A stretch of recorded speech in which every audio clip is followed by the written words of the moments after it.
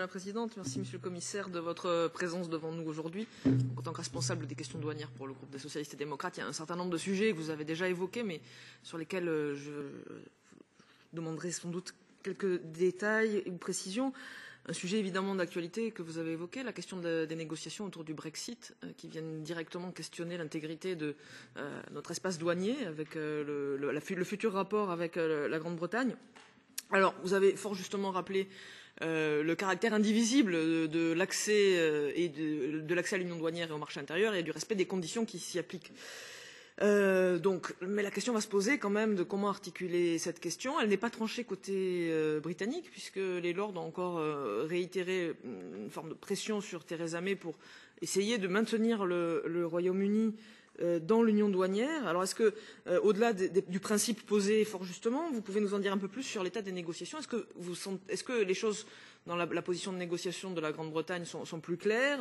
Sur quelle ligne d'appartenance ou de non-appartenance se trouve le Royaume-Uni? Et quels sont du coup les scénarios qui sont envisagés côté Commission en fonction de ce positionnement? Ensuite, le deuxième point que vous avez évoqué et sur lequel j'avais d'autres questions, c'est la question du Code des douanes de l'Union. Son entrée en vigueur remonte à il y a 2 ans de ça maintenant, avec des vraies questions de mise en œuvre. Alors déjà, merci pour la publication du rapport de suivi. C'était une demande forte de ce Parlement d'avoir des éléments tangibles écrits pour assurer le suivi de la mise en œuvre de ce code des douanes qui est quand même un grand chantier qui amène à revoir assez profondément le fonctionnement de notre union douanière.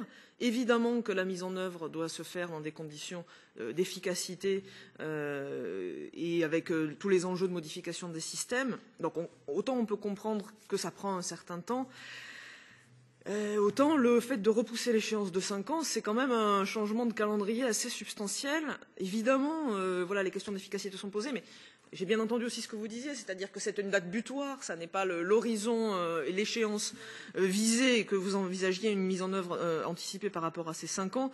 Mais quand même, est-ce que vous pouvez nous dire comment vous allez articuler entre les systèmes qui seront modifiés en temps et en heure et ceux qui le seront plus tard? Comment gérer la période de transition? Quels impacts aussi pour certains secteurs qui attendent une mise en œuvre rapide de ce nouveau code?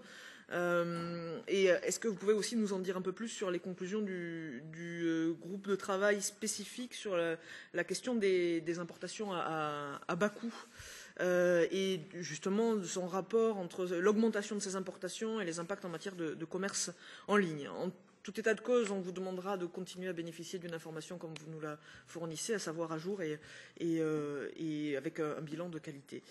La troisième question, c'est sur un texte que nous avons voté l'année dernière, il y a bientôt 1 an maintenant, qui est, au-delà des règles du Code des douanes, la question de l'harmonisation des infractions et des sanctions. Puisque c'est part quand même d'un constat qui est que, autant il est utile de se doter de règles communes pour avoir un espace unifié et homogène, autant si le traitement des écarts par rapport à la règle, à la fois en matière de qualification des infractions et de détermination du niveau des sanctions, est hétérogène, on ne ferme pas complètement la porte au phénomène d'optimisation douanière et donc de contournement possible, ou en tout cas de complaisance possible en certains lieux vis-à-vis de comportements qui voudraient s'écarter de nos règles communes en matière douanière. Le Parlement a adopté une position, je pense, équilibrée, avec la définition de principes communs, d'éléments communs, mais en même temps la volonté d'accommoder la demande de certains États membres de garder des marges de flexibilité. Or, le Conseil ne bouge pas. Est-ce que vous pouvez nous dire si vous avez la visibilité sur les prochaines étapes et du coup, est-ce que la Commission a une stratégie pour essayer de débloquer les négociations au Conseil? En tout état de cause, on aimerait pouvoir voir les négociations s'enclencher avec la perspective d'une issue avant la fin du mandat. Le temps passe et on aimerait bien savoir un petit peu ce qu'il en est. Et puis enfin, un sujet qui vous tient à cœur et qui nous tient à cœur aussi, la question de la taxation des géants du numérique.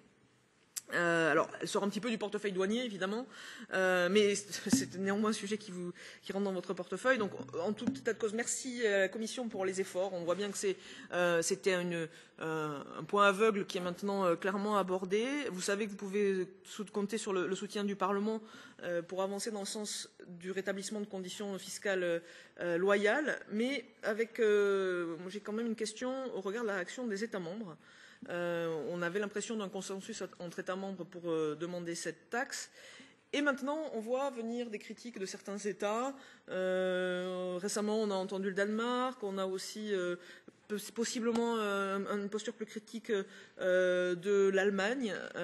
Et voilà, Olaf Scholz n'a pas montré un très très grand enthousiasme sur cette proposition. Là aussi, est-ce que vous pouvez nous donner un peu de visibilité sur la manière dont la Commission anticipe la suite des discussions sur ce sujet? Et ce sera tout pour moi. Je vous remercie.